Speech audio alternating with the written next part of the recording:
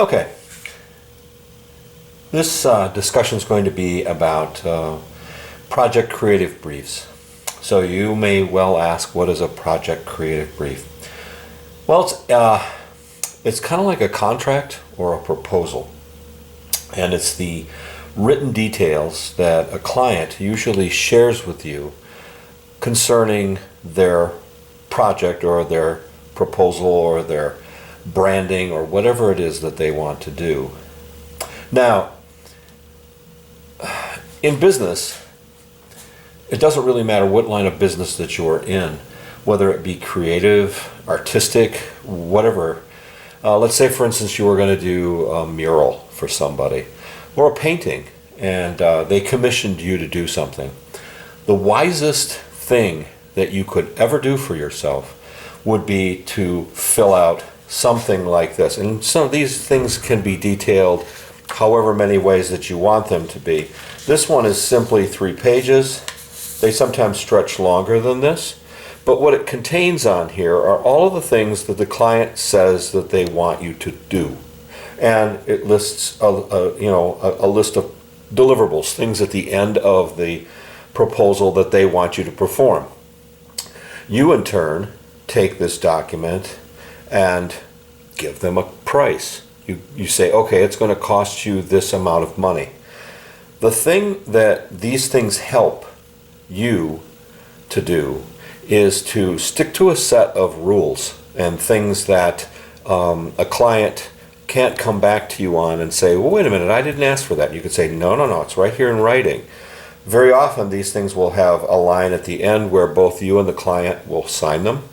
And that way it protects you from getting hauled into things where the client changes their mind about something midstream and it's something that's not in here.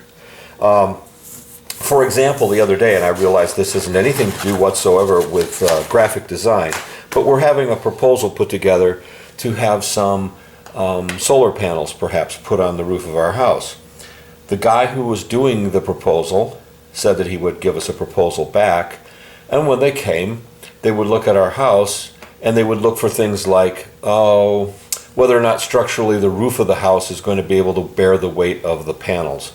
I don't necessarily think that there's going to be any problem, and neither do they, but they wanted to make sure that whatever proposal that they gave us and whatever cost was in that proposal took into account that there may be changes if they find things about the structural load of our roof that won't support the solar panels. That protects them from having us say, well, wait a minute, you only quoted us, $30,000 to do this job, and now you're saying it's going to cost 42.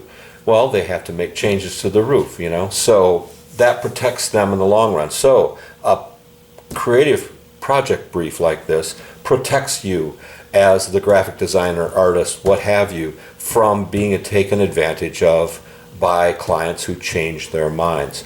Now, there are, in this discussion, I think 4 or 5 videos attached. I would like you to look at all of them. They are talking from the standpoint of a guy from Great Britain, the UK. Things may be a little bit different, but I think he's going over the same kinds of things. The stuff that I don't believe that he gets into, and is equally as important, is change orders. And you're going to want to make sure that whatever project brief they hand you has provisions for change orders in it. Like, well, what happens if they change their mind about this? Are they going to be able to sign off on that? And is that going to be able to allow you to charge for time that you would have to put in making those changes?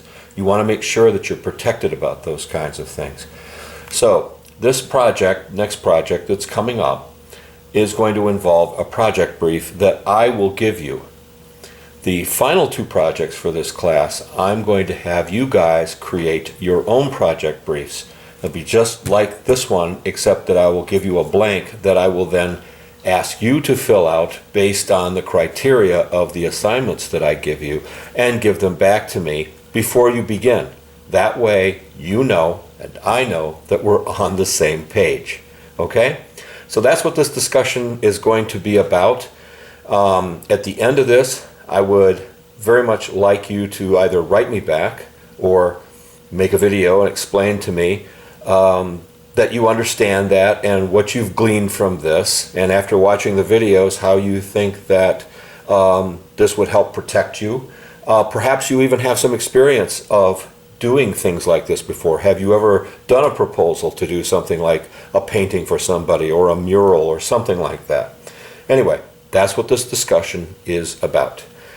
Take a look at the next videos and things, and then, as I say, either write me back in this discussion so that everybody else can see what you have to say, and we can then respond back and forth to you, all right? And or do it via video or a recording. Okay, all for now. I'll see you in the next video.